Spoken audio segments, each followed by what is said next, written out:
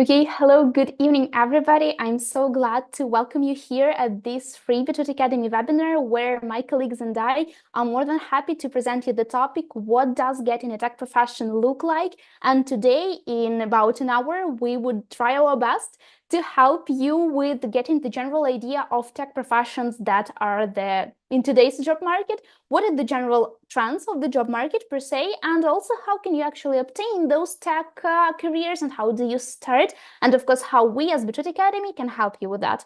My name is Veronica, I'm event manager at Beetroot Academy, and I will take just a couple of minutes at the beginning of the event to remind you of the organizational stuff. And then, of course, I will give the word to my fellow colleagues to actually present all the juicy topics. So let's start with the recording of this event, because yes, it will be recorded. And in case you have to leave earlier, which will be like really sad thing for me, but no worries if the lives get in the way, you will have the recording sent to you in the email that you used to register for this event, alongside with any additional links and useful materials if they come up during our talk. So you will have all in one place, and for you to rewatch maybe on a more free evening to recollect what we have talked about. Also, if to speak about the instrument that we're going to use today as our main communication tool, that will be the live chat here on YouTube. So let's try to start going. Could you please tell me if you can see me well, and also if you can see the presentation? What's the sound quality, the video quality, is everything okay? So please put a thumbs up, or maybe just write pluses in the chat. And also I would love to hear where you're from which part of our planet are you watching us. That would be really great to see. So for example, my colleague Anna and I are in Ukraine currently, as far as I remember, and Noel, I believe, is in Sweden. So let's try to pick up a few more countries if we can do that. And while you're doing that, I will tell you also about the duration of the event. So approximately it will be 1 hour and 20 minutes. It will depend on the quantity of your questions at the end, because the event itself will be divided into two parts. We shall start with the topic, with the presentation we have prepared, and then at the end, we'll have a separate place to ask all your questions regarding how does a person start a tech job, how does it look like for a complete newbie to get the profession, and also maybe you would like to learn a bit more about the Beetroot Academy educational processes, everything you would like to know. We'll try our best to answer those questions. I already see a few responses. Sounds good. So far, so good. Thank you so much. So I think I talked enough at the beginning. I hope you have a great evening with us together. And I think we can actually start. So let's quickly look at the agenda. As you can see, we have 4 main points. So we'll start with the welcome, which here we are. And then we shall talk about current trends in the tech industry and also adult education. So you will have the general landscape. We're going to talk, of course, about Beetroot Academy and how we fit in this whole tech education situation. And at the end, we have a very special guest with us, our teacher of UI UX design course, Anton Häkanson. I hope I pronounced the name right, who will also discuss both the UI UX field in Sweden and his career experience in general, and also a little bit about teaching experience at the academy. But before we actually go straight to the topics and information, let's do a quick wipe chat, as we like to call it. So we have prepared for you a small scale of images of cats, as you can obviously see. So let's try to evaluate our mood and state at the beginning of this event. I know it's evening, we're all after work, but let's see if we're in a good mood, and I hope so. So your task is pretty simple. Could you please pick up the cat that represents your mood today the best, and write the number in the live chat? I will come back to that later, but while we're waiting for the responses, my dear colleagues, Anna, Noel, the same question applies to you. Could you please pick up a cat that represents your mood and tell me which number is it and why you picked it? Maybe I can start. Hi, everyone. So I guess I'm the cat number 4. He is, oh, she, it, I don't know. It is smiling and ready to talk. So the same mood for me today.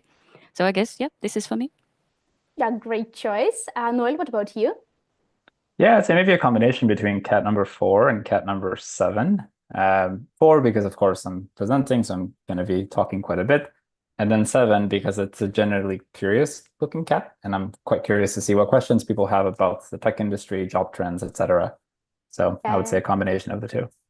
Thank you. Great choices. I believe I'm also like cat number 4, Anna, as well as you are. I am pretty excited to be on this event and to learn a bit more, because I think that's why we all are here. So let's come back to the chat. We have number 5, which is, well, I think, I can't say that Scott is excited, but I think he's very experienced so far, but he's still here with us to maybe get some insights or learn about trends in education. That's so far so good. Here too, curiosity brought me here. Hope it doesn't kill me.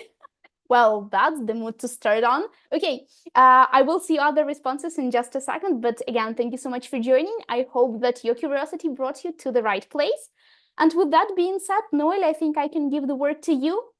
Let's start with the first topic, which is, of course, trends both in tech industry, of course, in job market and adult education. So what can you share with us on that topic? Yeah, I'm happy to. And hi, everyone. I'd like to formally introduce myself. My name is Noel. I work as part of the Beetroot Academy team, primarily working with our product marketing and growth teams. Just briefly about me, I've been working in the tech industry for the better part of a decade, which is quite a long time. I don't feel myself that old, but it's been quite some time. Primarily in product development roles, working both in education and more recently in healthcare software for a company based here in Sweden. And as my colleague Veronica mentioned, the goal of today's discussion is to discuss what current trends there are in the tech industry and adult education. And I think the first part of that discussion is by having to set the background, right, of what the job market and the tech industry looks like today. So the first place to start, if we move on to the next slide, is to look at the tech industry labor trends in Europe, specifically for this year. Starting with a pretty frank discussion about the unfortunate reality that we're now beginning to exit, which was that there were significant layoffs in the tech industry starting in around 2022. As the world was coming out of the pandemic, unfortunately, the tech industry began to see layoffs happening. And those layoffs really quickly accelerated, as you can see here on the chart, on the graph there. Starting in around late 2021, early 2022, those really quickly amped up. And while most experts agree that there is no one root cause, there's not one single cause that caused this phenomenon in the tech industry, there are, now that we've been able to look back in retrospective analysis, a couple of indicators that that basically tell us that we should have seen this coming, right? According to some of the experts that we are listening to here, those can be spread out across 5 main areas. The first is macroeconomic factors, specifically inflation and higher interest rates, that made it more expensive, especially for companies that were relying on investment from either funds or from private investors to build up their companies while they saw profitability. Those factors that also impacted everybody else. For example, if you bought a house or if you made a large purchase that required a loan from the bank, you probably know quite well that those interest rates hit everyone quite hard and that inflation hit different countries at different rates. But it was a global phenomenon, at least in the Western part of the world, right? So those macroeconomic factors definitely played a significant role. There was also fears in the market about an economic downturn or a recession. Again, in sort of in the scope of the global economy, those come in cycles, right? 2008, the global economy saw a pretty significant downturn that was then gone through a period of recovery. Generally, 10, 15 years is when those cycles go, and most economists will agree that we are overdue for an economic downturn. So those fears in the market are another contributing factor. Pandemic overexpansion is also one of the contributing factors that economists have looked back and understood. The example that we like to use here to showcase this is Netflix. Netflix saw a huge increase in subscribers at the beginning of the pandemic, of course, because people were stuck at home. They couldn't do much anything else but watch Netflix. And so that was one of the overexpansions of a company, right? They hired really quickly, invested a lot in their teams. And as the financial situation started to change and they started losing subscribers because people were going back to work, and so they canceled their Netflix subscriptions, suddenly you have a much larger workforce than the company can sustainably maintain. Then, of course, imitative behavior. As the large companies started doing it, other companies also start doing it. People question, naturally, I think, as human beings, the decisions of others. And especially if you respect or have a colleague that you really admire or look up to, you might also yourself be thinking about doing similar things. And then the fifth, which we'll talk about briefly here, but then also in a bit forward in the slides, is the strategic shift towards emerging technologies like artificial intelligence, which we'll also talk about a bit today. But in any case, it is an important part of the discussion. We are coming out of what has been one of the hardest layoff season or periods for the tech industry in recent memory. And in the next slide, here we discuss, of course, that the market is still in recovery. The tech layoffs peaked in early 2023, and they have significantly decreased. Here in this graph, you can see the same numbers broken out instead of by quarter, now broken up by month, starting in mid-2023 or early 2023. So you can see that since the beginning of the year, especially in 2024, those have significantly decreased month over month. However, there are still tech companies that are laying off employees. There are still challenges that are coming up, and we're not fully out of the woods. But there are some early signs of recovery in the tech labor markets. One of them is the improving macroeconomic climate. For those of us in the European Union, we know that the Central European Bank is now beginning to decrease interest rates. And as such, all the individual countries will do that themselves. The Swedish Central Bank has recently published a report saying that their goal is to start slashing interest rates for just about everything in the following months. Now there's also an industry-wide focus on profitability, whereas before, during the pandemic, Wild West months, it was maybe a focus on growth rather than profitability. And so there was a lot of money being pumped into companies that were not quite yet profitable. And then the third early sign of the tech labor's market and recovery is that there are emerging technologies, like, for example, artificial intelligence, that are creating a lot of excitement and a lot of opportunities are for either existing companies to expand into new product lines or for entirely brand new companies to enter the tech industry with the help of artificial technology, either as a core part of their products or as a feature that is part of their products. And we're taking this information primarily from a couple of different sources, like the Deloitte Technology Industry Outlook Report, which is a report that Deloitte publishes every year. And here they talk about specifically AI, cloud computing, and cybersecurity as some of those emerging technologies and innovations that are changing how the tech industry will look. Yep. And that, of course, has implications for the labor market. Well, as I mentioned, we're still coming out of the woods, and there are more and more jobs being posted for tech professions.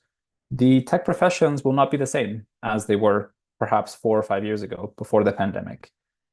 There's a renewed focus on sustainability, profitability, as we discussed, and then there's also a focus on innovation, specifically with, for example, artificial intelligence. So companies are likely to make investments in those areas to achieve objectives within profitability and innovation. There is also regulation that is impacting the market at whole, and there are global affairs that I think are important to discuss in the past few years that are also influencing how the tech industry's labor market needs will change and develop over the next several years. Based on our research and our talks with experts, we've identified 6 areas that we believe will impact the labor market's needs. The first is, of course, the rise and normalization of artificial intelligence. Rise, everyone remembers when ChatGPT first went live, everyone was super excited. By normalization, what we mean is that artificial intelligence is being included in many products that you use almost everywhere. Now, everyone who works with Google, with Microsoft Teams at work, now knows of Gemini and Copilot and all these other tools that before didn't exist. They're becoming a normal part of your everyday workflow. And as such, opportunities for working with software development, specifically with AI, are expanding. There is also, of course, the worsening global cybersecurity landscape, kind of an uncomfortable reality that we live in now. But if you live in the European Union, you will know that cybersecurity attacks are increasing significantly year over year. That's both on private companies and also the public sector. Unfortunately, those attacks are going to continue increasing, and most experts agree that one of the most important investments that companies can do is to toughen up and strengthen their cybersecurity defenses. Advancements in cloud computing are also a part of the conversation. There's also a heightened product accessibility requirements, especially here in the European Union. In 2025, in June, the European Accessibility Act will go into effect, and that will require that several products, especially products within key industries like healthcare, finance, education for some, have to be accessible. And that means that if you're, for example, developing a website or an application, that website has to be accessible for someone who's using a screen reader or who perhaps is using a voice-activated command center. Most products are currently not accessible, and there's many of examples that you can find of websites that are really missing the bar there. Additionally, on top of that, a focus on sustainability and energy consumption is becoming more and more important, especially as companies experience in 2023, for example, a significant increase in energy costs as a result of the global climate landscape here in the European Union. And then, of course, kind of the to be determined, right? This is we don't quite know yet. There will be something that will happen in the next year or two that we would think impact the labor market a lot. But it's important to be mindful of the ones that we do know for now. And so taking that into consideration, taking also the tech layoffs and the recovering tech industry, the tech labor market's future as we see it is based around these types of profiles. And this is by no means a completely exhaustive list. There are probably other positions that are in demand. And I think it takes a quick Google or ChatGPT query to figure out which jobs are going to be the most in demand. But as we see it, there are 6. One is T-shaped software engineers. This is either a front-end or full stack or back-end developer that is T-shaped, meaning they are experts within front-end development or back-end development, but they're also learning about accessibility. They're also learning about sustainable software practices. They're learning more about cybersecurity practices that make their software more resilient against cyber attacks or make it more secure. Whereas before, most software developers were coming in just generally well-practiced on building software. Now these other parts of software development, building secure software, building accessible software, building sustainable software are becoming more and more important as companies think about the profiles that they want to hire for in software development. Cybersecurity engineers, I think this one needs no further explanation. Companies, especially companies working in critical industries, will need to strengthen their cybersecurity defenses. Cloud computing, similarly, as more and more companies begin to perform most of their software development on the cloud, those types of positions will be important. Accessibility-minded UI UX designers is another important profile that we think is going to be demanded. These are individuals who have experience developing and designing applications and software that is inherently accessible, not just from a color, for example, like a color contrast perspective, making sure that you can clearly see text against a darker background or a lighter background, but also designing the software in a way that it is easy to access for someone who is perhaps experiencing a mental health crisis, or who is perhaps really busy because they're taking care of children and you don't have your full cognitive ability focused on one specific task. Those are the types of things that are important in designing truly accessible software. Data scientists and data analysts is another field that we think will increase and grow. And then similarly, as in the previous slide, to be determined, right? There will be new and new professions that become needed as the tech industry develops and grows. Of course, not a fully exhaustive explanation of the tech industry and the labor trends, but we think an important background setting for the discussion that we're having today about how the adult education sphere also plays a role into this. So from here, I think it's on for me to hand it over to my colleagues, Veronica and Anna, to discuss Beetroot Academy and how we fit in.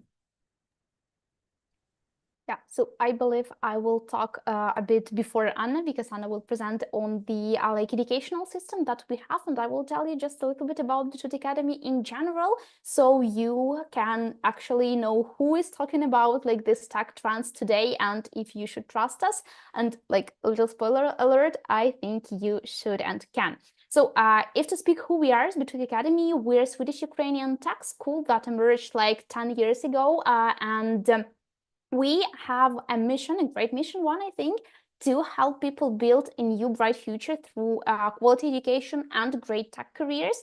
And as a part of greater Beetroot tech ecosystem, we do our best both to provide quality education and to investigate the tech markets the same way we do today, to be sure that the material we are preparing for you is on hand, to be sure that we know what the job market expects from like junior specialists that just emerge from any kind of training and are looking for a job. If to speak like of a short brief overview, so you can see the map of like the Beetroot Academy expansion.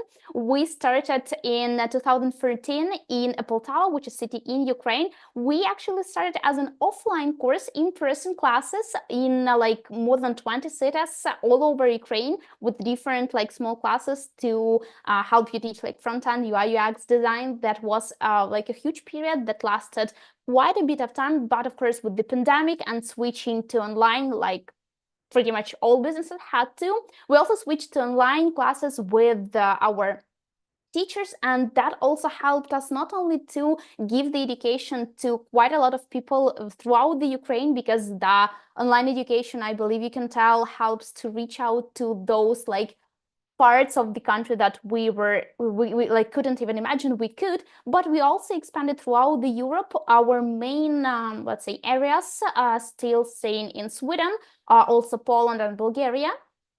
And as if today we have been presented on the market for 10 years, and we have successfully graduated more than 12,000 students. And according to our data, they are successfully employed in more than 700 companies worldwide, which makes us extremely proud. And as I have mentioned, we are also part of a bigger ecosystem, which we usually call Beetroot Ecosystem. So as you can see on the right, the parts of this ecosystem is Beetroot Tech, which like is your typical tech company, of course, Beetroot Academy and Tech Relief Fund. And I believe that being part of such a huge like synergy of different companies helps us both stay on the top of the job markets and trends and different like rules that apply to this game. This way we can like ensure that what we are talking about, what we're teaching is like on top of the top, hands-on stuff, skills, knowledge, and instruments you will definitely need on your like day-to-day job position. And by being a part of Tech Relief Fund, we also convey the values that we propose, and one of the core values is of course to create positive impact, to help people in need, and to turn the business in something more, something actually that will help to create something that will be sustainable, and of course something that will reach to those in need. And if to present a few numbers that we are proud of, as I have mentioned that we have more than 12,000 graduates in more than 30 countries, quite a lot of them, according to our data, it's around 70% employment rate in 6, or I have heard like even 700 companies. We have a broad network of technical experts. We're also proud to say that we work with like top tech and non-tech global leaders to help us create this network for both our educational purposes, to help our students to find first job, to get internship, and also again to stay in touch with leaders of the market, leaders of the thought, so we can like update the courses and the materials as we need. And very proud to announce that we are also accredited by Almega. Almega is a Swedish organization that accredits educational providers, and as we specialize on the adult education, so all our course materials, all our like tasks and homeworks are accredited to be actually quality education that will help you gain all the necessary knowledge and skills, and that will be also stated in the certificate you get at the end of your educational journey, that will be also like certificated by Almega as well. And if to talk about our educational process in just like brief words, and of course Anna will expand more on it, we offer live online classes with like teachers who are also practical experts, who are still working in the field, usually middle class or senior experts, who offers practical hands-on tasks to help you master the field. And as additional points, we have quite a lot of bonuses like AI modules, personal career coaching, separate module on career consulting. But as I have said, I think that is the part where I give the word to Anna, who will like lead you through the very beginning of your educational journey till the end, till the graduation, and also like some first steps in looking for a job and getting like career consultants. So Anna, please. Yeah, hi everyone. My name is Anna. I'm an education advisor at Beetroot Academy, and I'm responsible for communication with our potential students.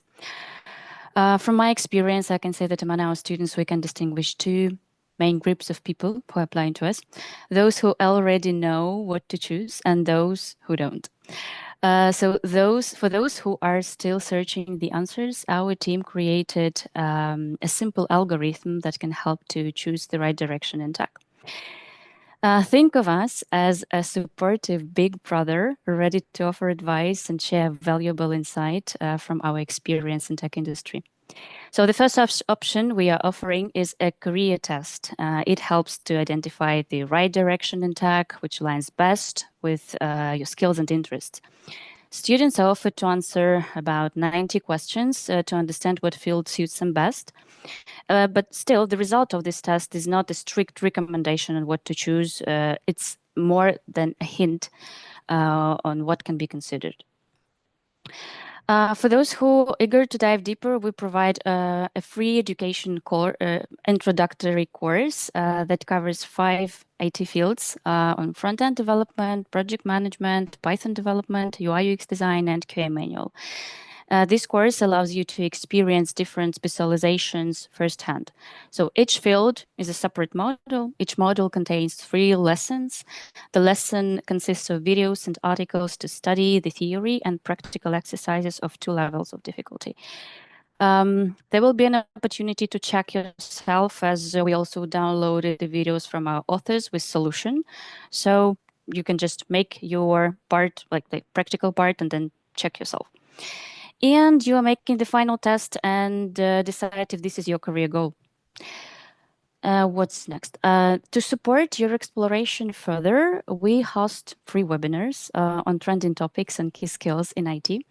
Most often, the speaker of the webinar is the teacher of the next group, which is a good chance to get acquainted with your mentor and ask any questions about the course or the topic. And finally, if you need a personalized guidance, our advisors, me and my colleagues, are available for free consultations to answer your questions and help you take the next steps with confidence. During these consultations, we are telling more about the academy, about the teaching approach, about your opportunities after graduation. And of course, we're open for any questions you would like to discuss with us. Next slide. Okay, thanks. So for now, Academy offers 3 courses of UI UX design, front-end development, and project management.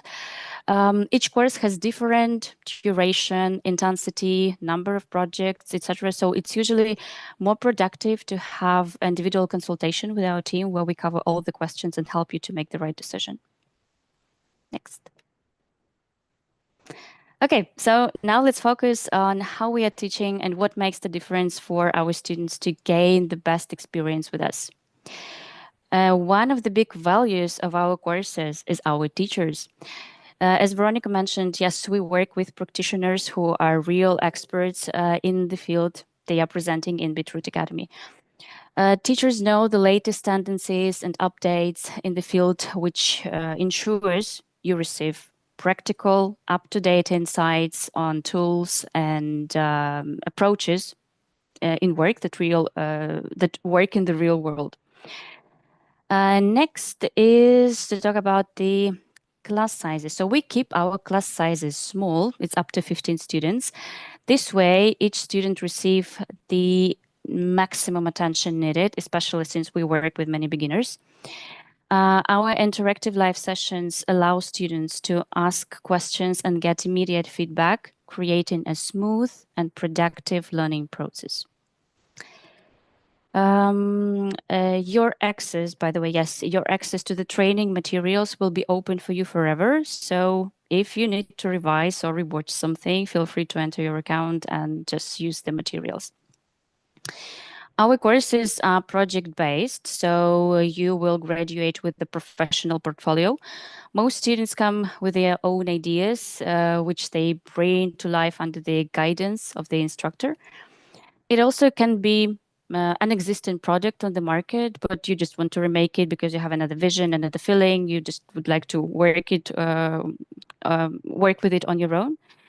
And for those who cannot choose the topic, we just give the list of topics and you can use it. And by the way, if you would like to take a look at what result you will gain by the end of the course, you can just visit our site and our course pages. We posted several examples of the works of projects of our former students. So just feel free to do that. Next to talk is about home assignments. So it is a really important part of the educational process because it helps you to understand where you have a gap, for instance, and where you just need to revise or make some additional push with the studying. Home assignments are provided after each session, and also to play with the intensity on the course, we divided them into levels of difficulty from 1 to 3 levels. The first level is mandatory to do, the second and the third are optional and are given for you to dive deeper into the topic. And of course, students are provided with personal feedback, which can be reviewed in your account in LMS.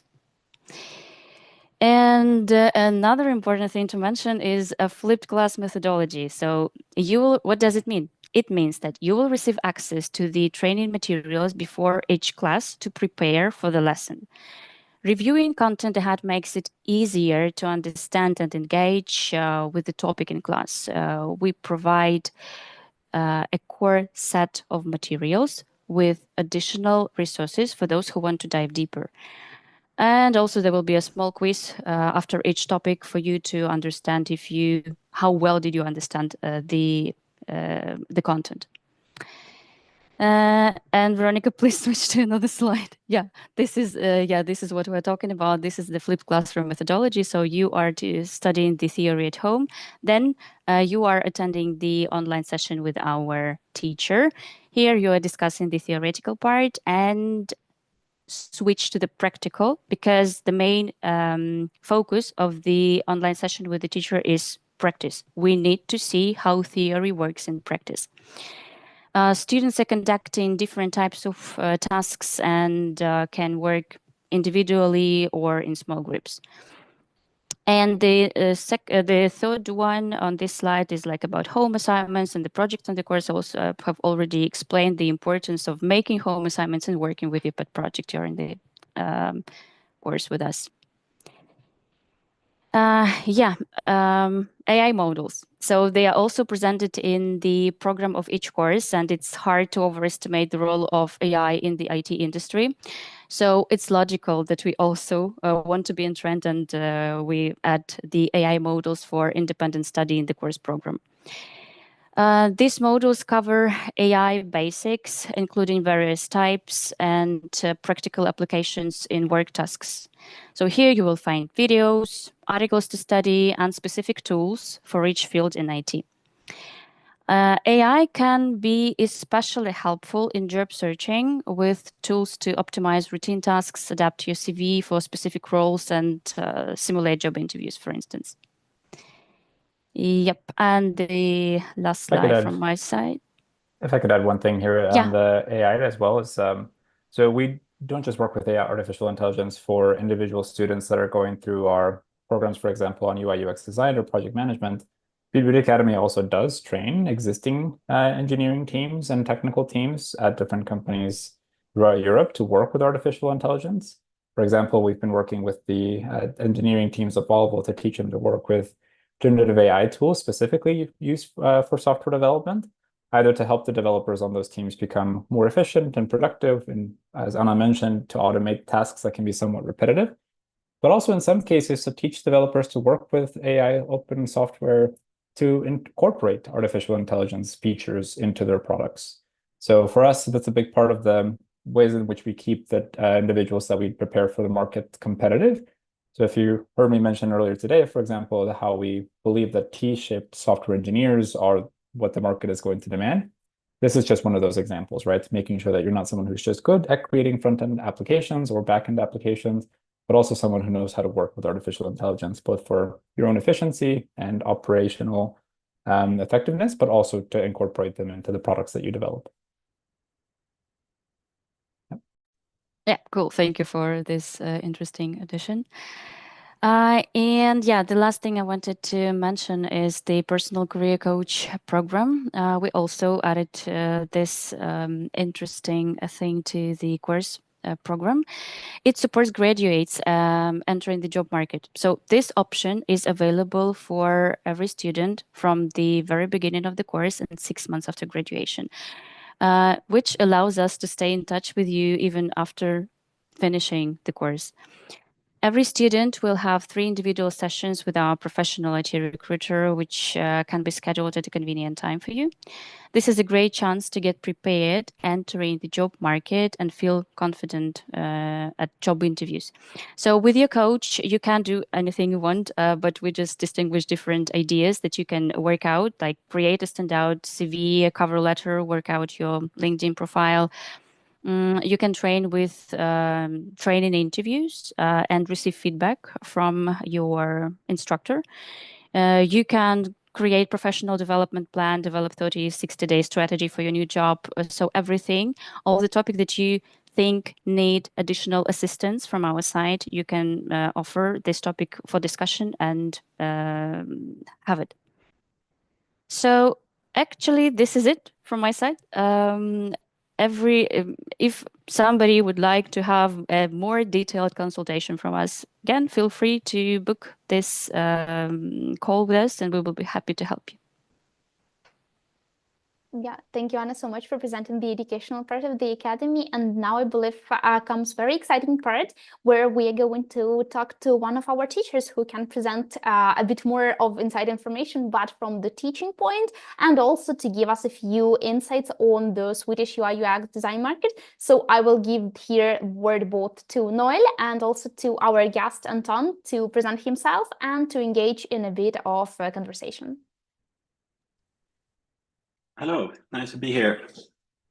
I'm Anton. I'm a UX UI designer, and I've been teaching with Beetroot for a while. I have 10 years around experience with UX UI. I actually started my experience as a startup founder. I founded a company called Daycare that made an app that helps children with autism to manage their daily routines with a visual app schedule. And that when I made that app, I worked a lot with families, with autistic children and schools. And I believe we have around 15,000 downloads at the moment. And is very frequently used in Swedish schools. And well, that also landed me on the Forbes under 30 on the 30 list. After that, I worked with a lot of different companies, both larger and smaller startups. As a UX UI designer, I worked with Bonnier News, one of the bigger media publishers in Sweden, with their digitalization process and design tools for publishing. I worked in fintech with some fintech companies and startups, and some banking as well, one of the larger banks in Sweden.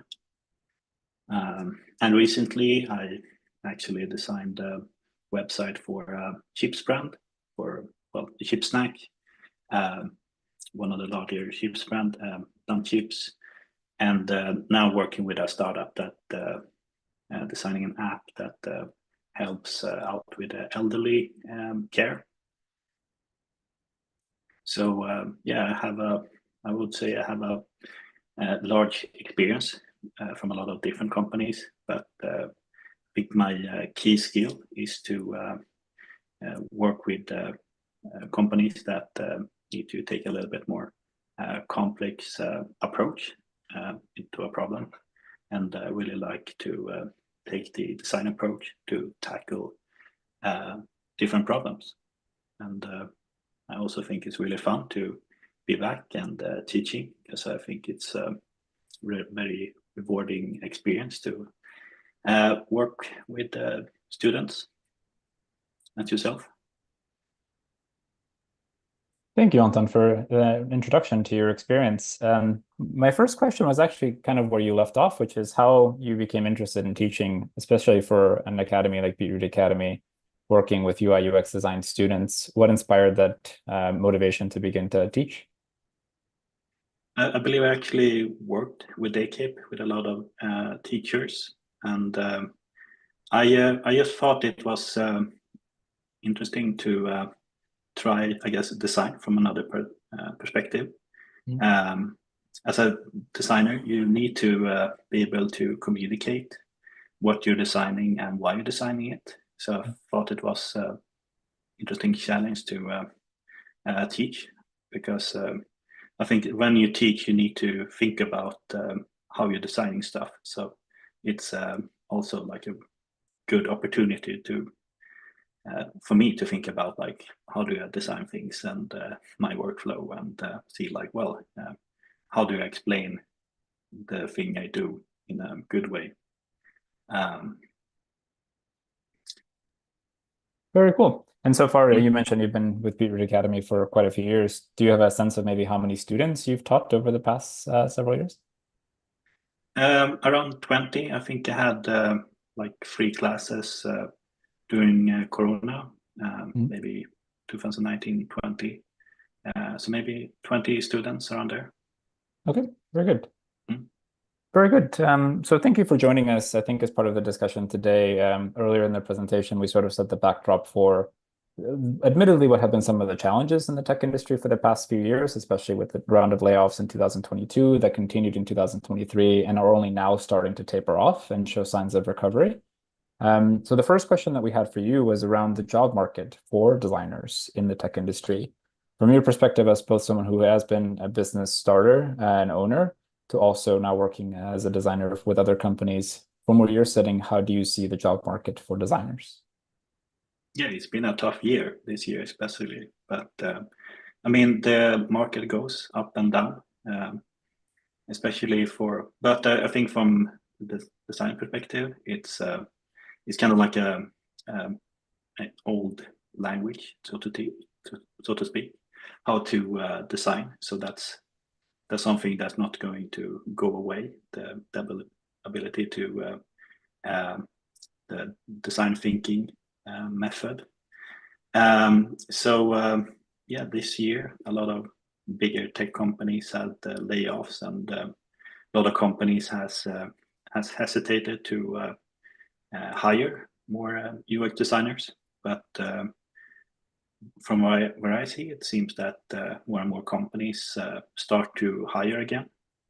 And from the Swedish perspective, there's a lot of tech companies, but there's also a lot more traditional companies that hire a lot of UX designers to do their digitalization process, to both internally build tools to, as I mentioned, like in the media publishing business or insurance or some older companies like that. So I think that it's from my perspective, I see some trends moving up again. So it's I think definitely it's could be a good opportunity to jump into the design UX UI design field. Yeah, thank you. And one of the market influencers that we discussed earlier around, for example, jobs in UI UX design is regulation, especially regulation from the European Union. We know that the European Union Accessibility Act will go into effect starting June 2025. So between now and then, companies, especially companies that are working in specific areas like healthcare or finance, have to ensure that their products are accessible for all users. And we know that accessibility starts in the design process, right? The designs themselves have to be accessible. And it's quite challenging for any software development team to implement designs that haven't been created by a team of talented designers, especially those who have accessibility in mind. From your experience, how often is it that you find a UI UX designer that already has that accessibility experience? It becomes more and more common, I would say. I actually worked a lot with accessibility a few years ago, made a few accessibility audits for a few websites. It's been actually a kind of good argument for UX designers that well, you need us because because otherwise UI is gonna go get you essentially. So it's been an area that a lot of more UX designers are more and more interested in, both because it's a very good approach that we include everyone, and it's becoming more widely accepted that just making something accessible is not just making some code on a website that so you make it so you can use a screen reader. It's actually taking the full approach that everyone is not accessible at all the time. If you make something accessible, it's more easy to use if you, for example, injure your hand or just can't use both your hands or have some solid glare on your screens and things like that. So it's a very good approach that is before it was more like a separate field that, okay, well, we designed this and oh no, we must make it accessible, and then you must make it like less nice to look at than before. But now more and more designers are including that mentality from the start, and that actually makes the design look better and more clear to use. So I think it's exciting that it's popping up more and more. Yeah, exactly. I would second that. At the company that I worked for previously, Platform 24, we developed virtual healthcare delivery software. And one of the applications that we developed was essentially a virtual triaging system, which you would use if you wanted to get in touch with a primary care doctor or specialty doctor or nurse here in Sweden. And the triage bot would ask you a series of questions to help understand what your medical complaint or issue was. And so inherently, the software had to be accessible in the sense that it had to be easy to use and understandable for somebody to use if, for example, they were experiencing a migraine or a severe headache, or if they had injured their eye, or if they felt dizzy because they had hit their head or something of the sort. So it wasn't just making sure that the speech bubble had good color contrast between the text and the background. It was making sure that we were only showing the relevant information at that particular step so that the user know what actions were expected of them, and they could basically move through a somewhat complicated process in as smooth and easy a way as possible. So our head of UX design, my colleague, one of the ways when she would decide which interns or which new designers join the team was to have them talk through whether they had thought about design in that way or not. And that was for her a very clear way of saying who has been in this thought process of design for a long time and who's maybe just getting started. So I'm happy to hear that you're also seeing that as an increased part of the UI UX designer's toolkit. Yeah, it increases the need of UX UI designers, and it broadens the need to think about all the different kinds of users. Like not only thinking about yourself and how you can use it, but think about how different people can use it, and in different situations. Like if you have a migraine, that's a temporary accessibility problem, and I think it's core with UX design to always be very clear about highlight the most important information, but bringing in accessibility also makes another argument why it's so important. Yeah, exactly. So we've talked about one really important component of the modern UI UX designer's profile, which is, of course, having an accessibility first mindset and making sure that you have that as part of your toolkit. What other tools or skills or profile characteristics would you say that you look for when you're considering working with new UI UX designers? I would say, well, from my perspective, I would say a problem solving perspective. I would look for how they reason through their design, not look just the outcome from the design, but how do they talk about the different steps in the design process? Can they reason why a button is placed in a certain way, and do they have a clear idea of why they designed product in a certain way? Very good. How common is it for designers in the modern landscape to also have to have maybe some technical skills beyond design? For example, if it's knowing some of the intricacies of HTML or CSS or the limitations that CSS might have on website designs. From your experience. Yeah, I get that questions a lot from recruiters that they want people that have some technical expertise, and usually they ask about technical expertise and design leadership skills, and essentially in both it's that you're good at communicating and collaborate with different design teams, stakeholders, but also developers. So it's quite common that he asks for some technical expertise that maybe that usually doesn't mean that you need to build anything, but you need to be able to talk to a developer and collaborating with them, and usually also that you have a, especially in larger organization, that you can like co-work with multiple tech teams at the same time.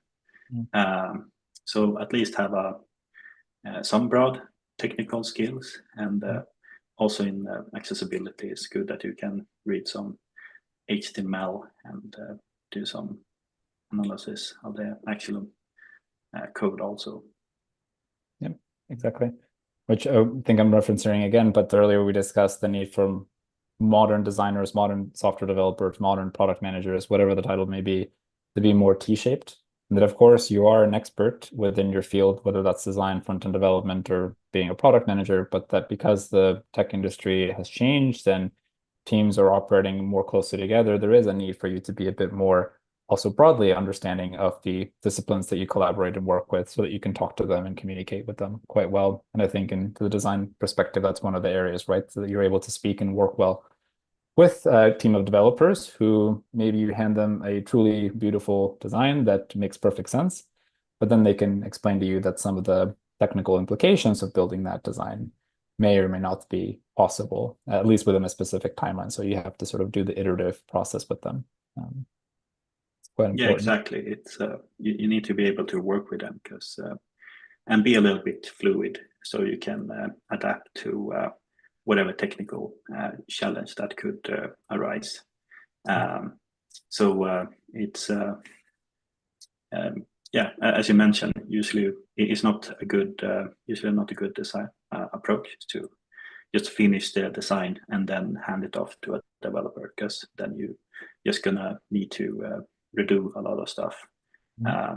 So I think a collaborative mindset it's key, so you can workshop and meet with stakeholders, users, developers early as possible, so you can include technical limitations early on.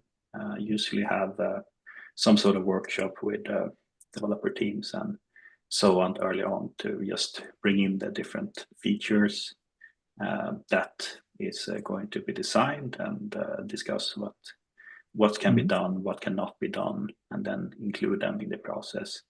Kind of like, well, I'm thinking button like this or a feature like this, does it work?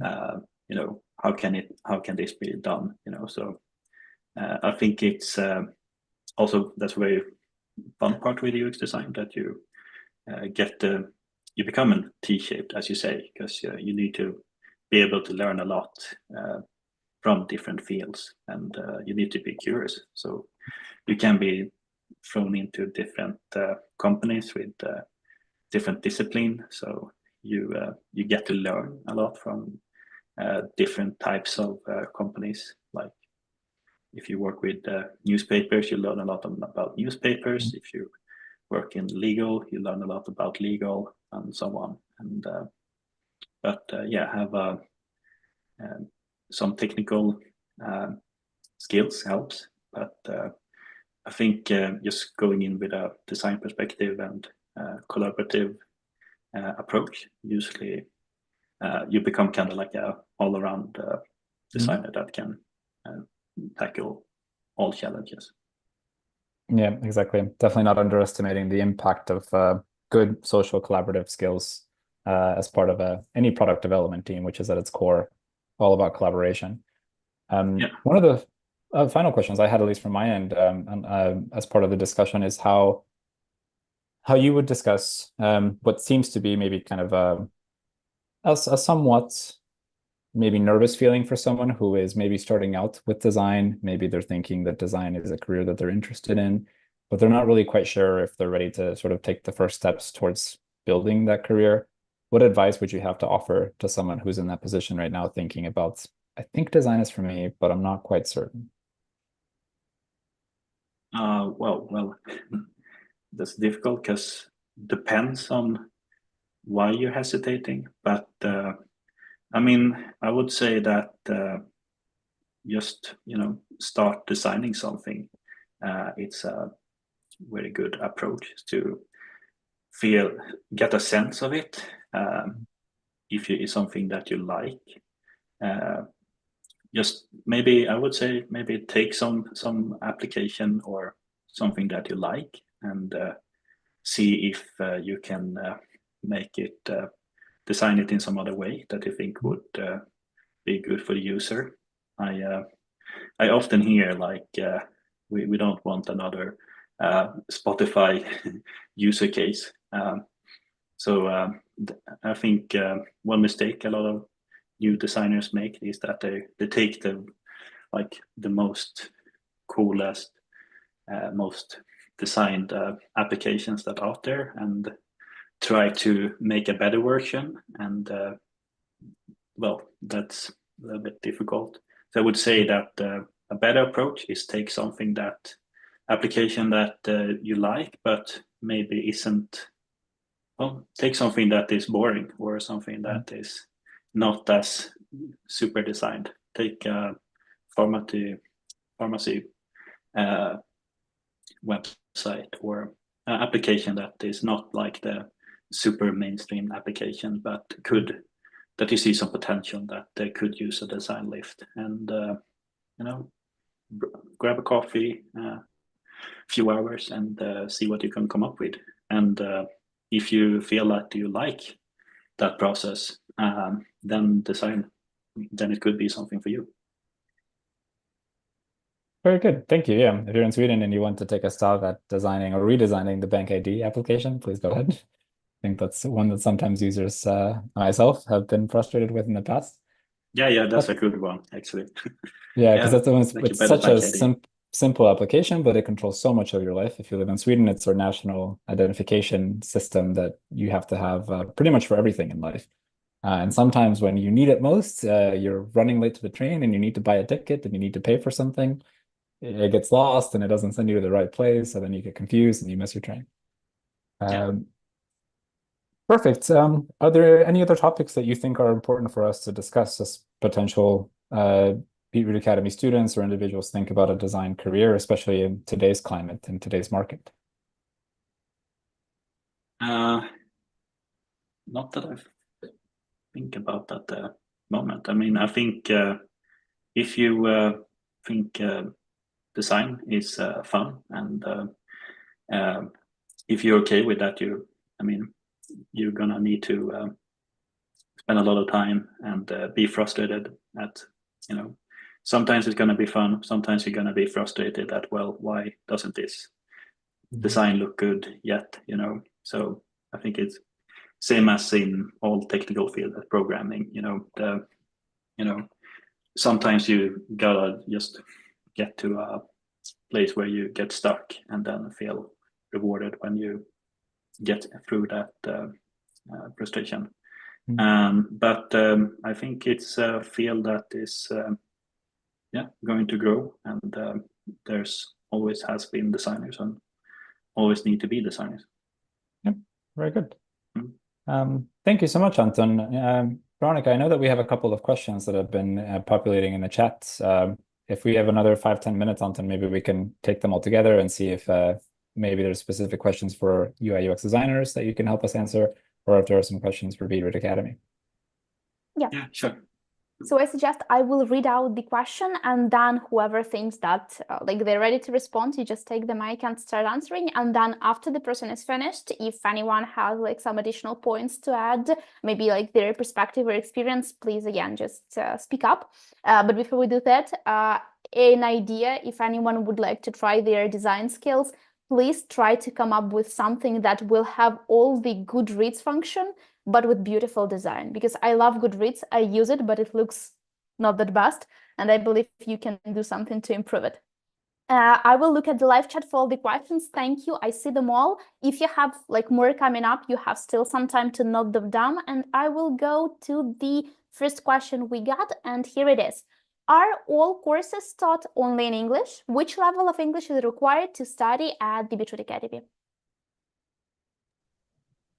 I can take this question. So yes, all the questions are taught in English. The comfortable level of English for a student should be B2, like upper intermediate, because it will be easier for you to work with the materials, to discuss questions with the teacher during the classes. So it should be comfortable for you to work with English at all. Okay, thank you. Any additionals? Yeah, I would say that maybe one thing that normally happens as you learn a new language is that the more that you use that language, the better that you become in it. So we've had graduates of our programs that have started the program with, as my colleague mentioned, like maybe B2, borderline C1 level of English. And then after 5 months of intense collaboration, study in English, suddenly that language increases, especially within the design and technical concepts, right? Because you get so used to talking about design and projects and so forth. And so the vocabulary and vernacular just becomes kind of embedded in your head. So I would say don't be too shy. It's part of the learning process. Of course, it's important that you have that foundation, but it'll improve as time goes by. Okay, thank you. The next question is, what's the success rate of our services? How many of our students manage to effectively land a job in their respective fields? Yeah, great question. I can take that one. So we are in the process of retracking the outcomes of our graduates. I think earlier on the slide you saw that 70% of our graduates had found successful employment in their respective fields. That number is from perhaps a year or two ago. We're in the process of redoing that number again now for all the graduates that have graduated since. And we hope to have something before the end of the year that we will publish through a report on our blog and also, of course, on our social media platforms. So be looking out for that soon. But it is an important part of the conversation that we have with graduates once they complete our programs. Okay, thank you. The next question, I believe, is really good.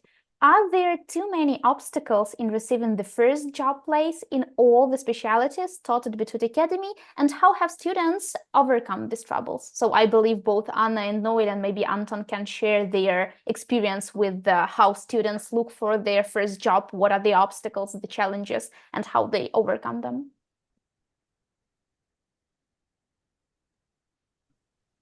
Yeah, just a sec. Yeah, I can start. So when students are entering the job market, or even like if we're talking about the time after graduation, as I have mentioned right now, we are giving this additional support with the career counseling when we are helping with every, like not every, like the pre-step before entering the job market with creating CV, LinkedIn profile, organizing your portfolio, because during the course we definitely will work with different number of projects. It depends on the course. But if we're talking about, for instance, UI UX design, you will have at least 3 big projects in your portfolio, several mini projects. So it really raises your chances on the job market. And from my point of view, it's like info. The AI model also gives you additional points, because the person who is entering the market as a junior specialist with the understanding and like at least basic skills on how to work with artificial intelligence usually has some additional advance. That would be this word. I saw Anton wanted to add. Yeah, please. Yeah, I think we'll work very hands-on and create some good cases for a portfolio doing our exercises. So the outcome will always be that we're while we're learning, we make stuff that you can present to a potential client. And in my previous classes, we also brought in some real customers. So that's also a very good opportunity to get some real business, real contacts in the industry.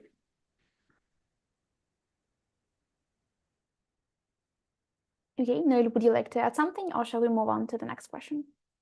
Yeah, I mean, I think I would just kind of re-emphasize what my colleagues mentioned around the personalized support you receive from the career coaches and helping you prepare for every step of the process, including some of those interviews. As you start getting interviews and you start applying for jobs, of course, like there's the phone screen interviews, which will be general information about you and your background experience. And the career coaches can help you prepare for how to answer those questions correctly so that you can emphasize and highlight really relevant parts of your experience and background. which I think is always one of the main challenges that especially entry-level candidates have in not being able to speak confidently about things that they might have done in the past that are actually quite good bonuses for them to highlight. For example, if you've had any management experience, whether that's been the traditional tech company or not, having that collaboration mind frame or framework in mind is good. And another thing that we do is as you are entering and searching for work, we leverage the Beetroot ecosystem to try to make personalized introductions where possible. Certainly, if, for example, I heard of any one of my previous employers or maybe previous colleagues of mine that were growing their front-end development teams or their UI UX design teams, and they were looking for an entry-level position, I would immediately approach our teachers and say, hey, do you have any graduates from the recent group who you think are extra top candidates that would be good for this position? And that regularly happens for our graduates, where we will make an introduction if there is an introduction to be made. Of course, not every graduate receives that opportunity, but as those opportunities are existing, we're happy to make those introductions. Yeah, and from my side, Andrew, what I can tell you is that a really great way to, learn more about our graduates' ways to go to our blog, and we have a separate category of success stories articles there. Those are basically the story of a graduate who decided to switch a career, came to Beetroot Academy, and got obtained the new profession, and also got a first job. And in those articles, students are openly describing the challenges they faced, and also, which I think is pretty cool, share personalized tips and tricks which they use to get this first job. I believe that is a very handy resource for you to maybe browse on in the evening if you have a little bit of free time. The next question, so the person says that they are from Sweden as well, so they are curious to which IT companies your graduate has found jobs in. Yeah, great question. Similarly, I think I'll here reference maybe two companies that I can think of at the top of my mind, but as my colleague Veronica mentioned, please go over to beetrootacademy.com/blog/success stories. And there you can read about some of these graduates of ours in detail. There's one graduate of ours named Michaela who is now working at Uptiv, which is a traditional software development consulting agency. They build software development and projects for companies that come to them with a specific challenge or need. I also know we have a graduate also working in Sweden at a company called Nets Group, which is a larger finance tech company. So they do represent quite a broad spectrum of different industries, even though we would like to think of tech as traditional software development. Most companies now have technical teams that have design or front-end development needs. So you can be, for example, employed by Region Stockholm or one of the regions doing their website development, either for applications that the region runs or for programs that they do. So even like municipal and local entities are in need of these types of roles. Okay, thank you. Anton, maybe would you like to add a bit about your graduates, in case you know any? I think most of them had some smaller companies. I know one, I think, was at Klarna, but yeah, I think they're a little bit spread out, so I don't have that many specific cases where they're at the moment. Okay, thank you. Then let's move to the next question. Do front-end developers study cloud technologies, elements of cybersecurity in educational courses? Are these obligatory requirements, or will this appear in future as obligatory requirements for the front-end developers? Yeah, I think this is maybe kind of a two-part question. The first question is around like whether we teach those topics already. Not quite fully yet around cybersecurity, but it is development that we're doing into our curriculum to make sure that it is updated, and that even if you are an entry-level front-end developer, you are prepared with the mindset of how to build resilient software, because there are basic best practices and principles that every developer should know. It doesn't mean that you have to be a cybersecurity expert. So as I mentioned, we are developing that type of content, and we hope to introduce that over the coming year. I do think that those types of requirements will become more and more common in software development jobs. A few months ago, we were at, or rather a few weeks ago, we were at a conference here in Stockholm at the Stockholm School of Economics on cybersecurity and artificial intelligence. And there was a gentleman there from Ericsson who might have let slip that the European Union is considering more cybersecurity regulation, especially for companies, again, in critical infrastructure and services. So we expect that in the next year or two, the European Union will introduce tougher cybersecurity defense requirements for software companies. And then is when companies are going to really start to expect those types of skill sets from developers. So what we're doing now is developing that curriculum to make sure that we can prepare you with that. That curriculum we have developed for experienced developers. So we're engaging with a number of companies who are interested in, for example, workshops on cybersecurity, both for technical teams, meaning the engineers that are actually building the software, but also non-technical teams to make sure that even if your marketing team or sales team or HR team is not an engineer, that they are mindful of how phishing, malware attacks, social engineering attacks, all those concepts happen. And that's how we will introduce those parts of the curriculum into our courses for individuals who are starting their searches in new jobs. Okay, thank you. I hope that answered the question. And let's move on to the next one, which is like pretty realistic, let's say. I already did a web development bootcamp, yet I didn't find any position, and I'm looking in all Europe for a year. What would be your advice to find a job? Yeah, great question. First, I'd like to know which program that you attended. It's always really interesting to hear about the educational experience at other academies. So that would be super cool if you could drop us an email and let us know. But then also, I think that the biggest advice that I could answer now, okay, thank you. The biggest advice that I could share now is to really focus on two things. The first would be your portfolio. That is going to be one of the first things that potential recruiters and employers look at, especially if you are someone who is starting out their career in front-end development. So I wouldn't underestimate the power that that can communicate in terms of your skills. And then the second, which is kind of an uncomfortable one for some people, including myself, is to really network, right? To make sure that you are learning about which conferences on artificial intelligence or design or software development or really anything are happening in your area, online events, and you introduce yourself, you talk to people. More often than not, it's those small connections that make it easier for you to learn about opportunities that may not have been posted. I forget the exact number, but some time ago, we did an analysis of how many job postings or how many job offerings were actually not posted ever on things like Indeed or LinkedIn or common platforms like that. But it was pretty significant. I think it was almost a third of all job offerings were not being posted because those were being filled by that network, right? You're a recruiter who has a full list of maybe 5 positions to fill for your company. If you know someone who has someone who could be a good candidate, you'd rather pursue that person because your first job is to get that job position filled as quickly as possible with the best candidate possible. So if you have that personal introduction from someone who says, hey, I met this person, they seem to be really experienced, you immediately skip the line in terms of having to apply, have your resume sit in an inbox. You get to the first phone screen, and then maybe sometimes it won't be a right fit, and that's okay, but sometimes it will, and you will advance in the interview process.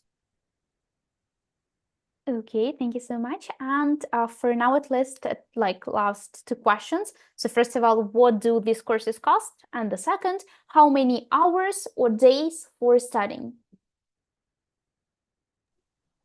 I can take this one. Regarding the duration, the number of classes per week, the cost and all the other stuff, it's better to have an individual discussion because everything is different for every particular course. So it's better, for instance, if it is better for you, you can just drop it as an email and we will just reach you with all the details about the particular course you are interested in. Probably you are just now in a process that you are searching the best offer, so we can just schedule a short call and discuss your, I don't know, ideas, hesitations, everything, and kind of navigate you what should be chosen. Yeah, so speaking about that, it's better to have an individual discussion.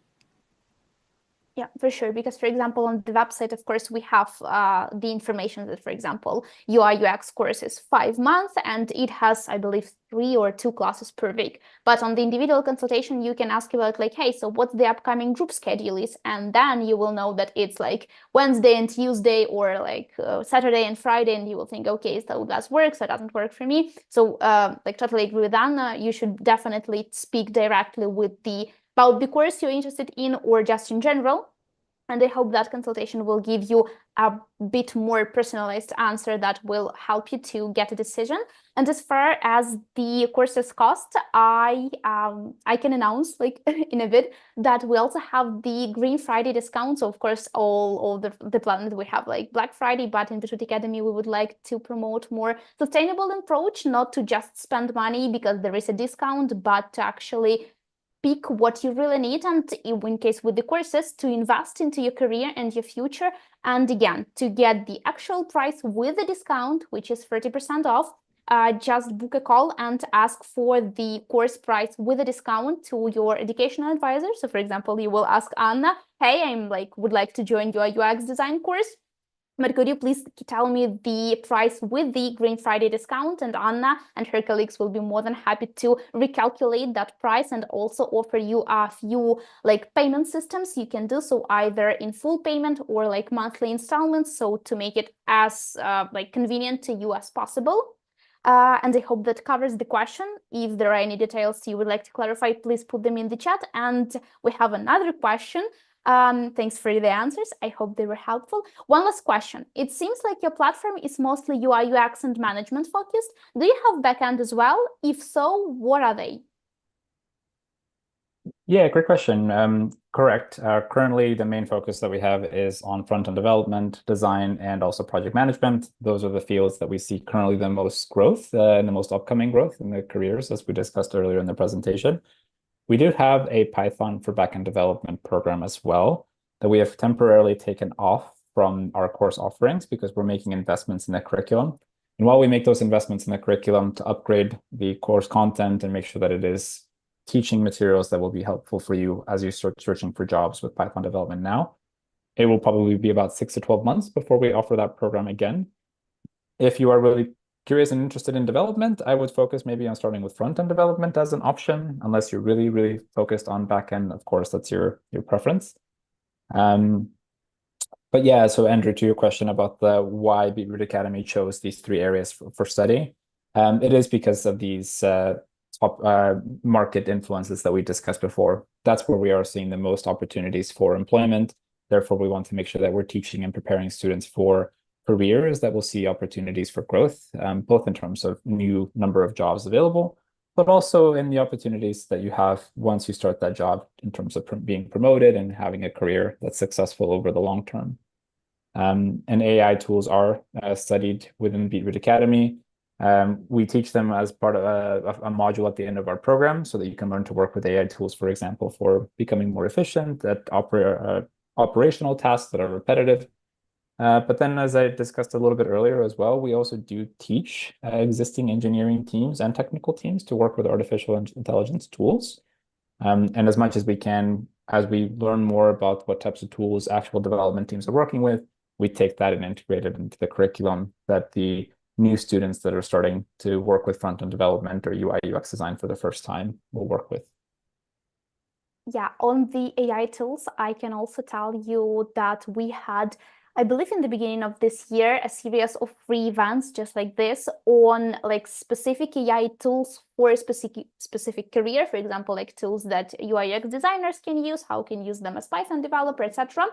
Those are events that are recorded and available for free on the YouTube channel you are currently watching us. So if you would like to dig a bit more, for example, which tools can UI UX designers use in their job to maybe make it easier, maybe like to make it more convenient or efficient, feel free to watch those as well with our teachers. And second point I wanted to mention that I believe that pretty much all of the teachers are quite open to any kind of questions you may have on the AI tools. So for example, if you would like to maybe include a couple of tools to maybe practice with during the lessons, or maybe use a few to do homework and receive feedback on, so hey, this tool does this great, but here I will actually need you to work manually. I believe teachers will be open to that. And by the way, Anton, maybe you had any questions regarding AI tools from your students? Did you maybe somehow implement it into your like teaching approach, any AI tools? No, my last class was actually before the AI boom. So, well, it will be interesting to see what question pops up. I have an AI tool that I would be really thrilled to maybe try out with the class.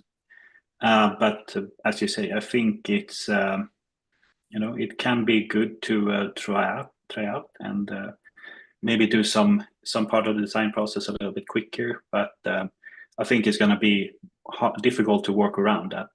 You need to build some design components yourself also. But yeah, let's play around with it. Yeah, that's a great mood, I think. So for now, actually, we don't have any questions. I really hope we answered them well, and you have at least answers that help you decide whatever you're thinking about. I also hope that this event in general was helpful and valuable for you. Again, all the information that we have presented, the presentation, the recording of this event will be sent to you. So in case you have missed something or would like to rewatch maybe some part of it, you will be able to do that just like that. And I would like to thank all of you for dedicating this time and evening to spend it with us. And of course, Anna, Anton, Noel, thank you so much for being here with me and sharing your expertise and also answering all those questions. I hope that was valuable and helpful for you as well. And with that being said, thank you so much for your time again. And I hope you to see either as guests on another free event or more hopefully as students at the Beetroot Academy. Please have a great evening and hopefully see you soon. Yes. Everyone, bye. Yeah, thank you. Bye-bye.